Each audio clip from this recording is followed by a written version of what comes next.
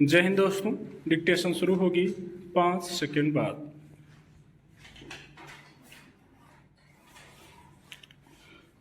मणिपुर में हिंसा रुकने का नाम नहीं ले रही। अभी जिरीबाम जिले के एक आदिवासी बहुल गांव में घुसकर सशस्त्र उग्रवादियों ने 6 घरों में आग लगा दी। उसमें एक महिला मारी गई।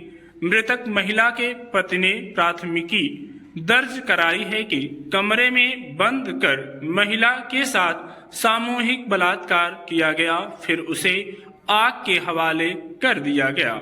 हालांकि मणिपुर पुलिस इस मामले पर पर्दा डालने का प्रयास करती देखी गई। मणिपुर हिंसा को भड़के 1.5 वर्ष से अधिक समय हो गया। सरकार इस पर काबू पाने का आश्वासन भर देती रही है। हकीकत यह है कि वहां गृहयुद्ध जैसे हालात हैं।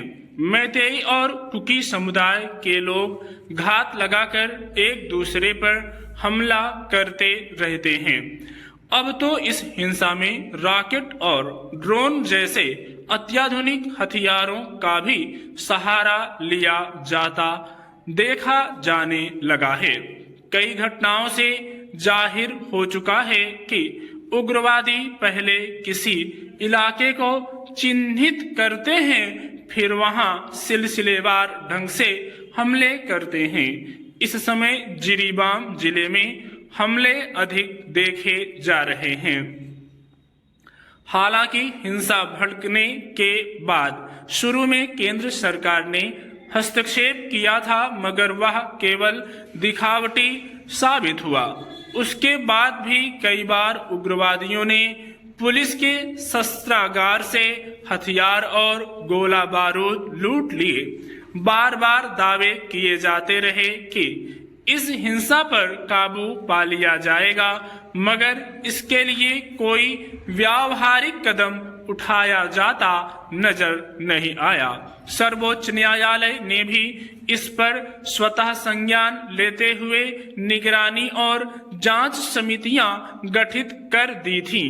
उसमें बाहरी राज्यों के पुलिस अधिकारियों को तैनात किया गया। मणिपुर पुलिस को बाध्य किया गया कि वह हर जांच में सहयोग करेगी। तब उम्मीद बनी थी कि मणिपुर हिंसा की हकीकत जल्दी ही सामने आएगी और हिंसा रोकने में मदद मिलेगी, मगर उसका भी कोई उल्लेखनीय नतीजा नहीं निकला। मणिपुर कोई इतना बड़ा और जटिल राज्य नहीं है कि वहां की स्थितियों से निपटना मुश्किल हो।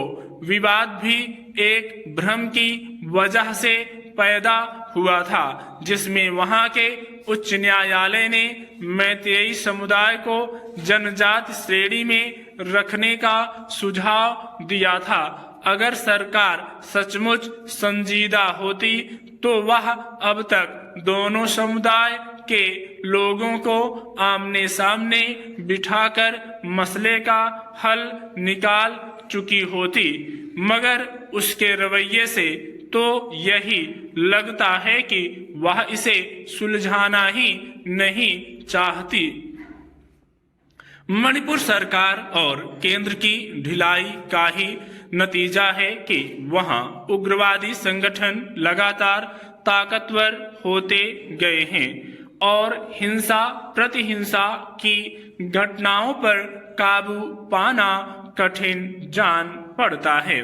केंद्र में विपक्षी दल लगातार मांग करते रहे कि अगर मणिपुर की स्थिति से निपटने में वहां के मुख्यमंत्री नाकाम साबित हो रहे हैं तो उन्हें बदल देने में गुरेज क्यों होनी चाहिए, मगर केंद्र सरकार उस मांग को अनसुना करती रही।